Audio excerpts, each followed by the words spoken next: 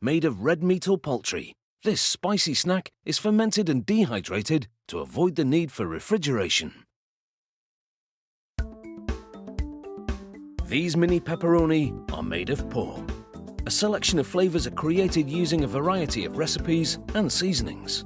So without further ado, let's get into the meat of their production.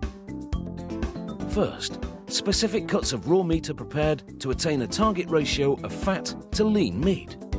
The meat comes from the pig's back, known as the loin, as well as from the shoulder and the belly.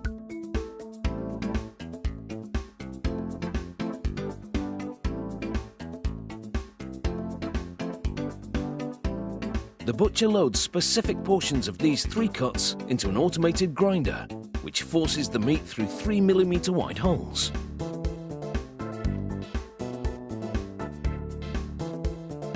By freezing and then partially thawing the meat so that it remains firm, the butcher ensures that it passes through the grinder cleanly. The seasoning recipe includes paprika, cayenne pepper, dextrose sugar, aniseed, and salt. Sodium nitrate is also added, which acts as a preservative to prevent bacterial growth, and it also gives the meat a cured flavour. The ground pork is now loaded into a mixer. A lactic acid bacterial culture is added, which will help the meat to ferment later in the process. The seasoning now goes in, along with concentrated liquid paprika, before the ingredients are thoroughly mixed.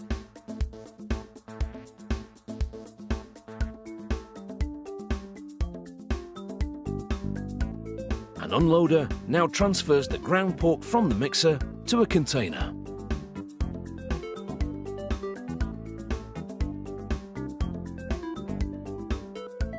The meat's then taken to a filling machine, which will turn it into sausages. A tube of sausage casings is loaded into the machine. Made of bovine collagen, this casing is edible.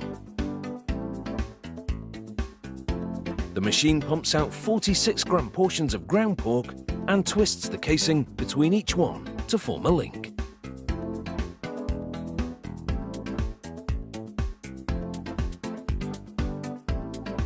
The machine outputs 25 link chains, which are transferred to a hanging line to preserve their perfect sausage shape. Each casing tube produces 100 links.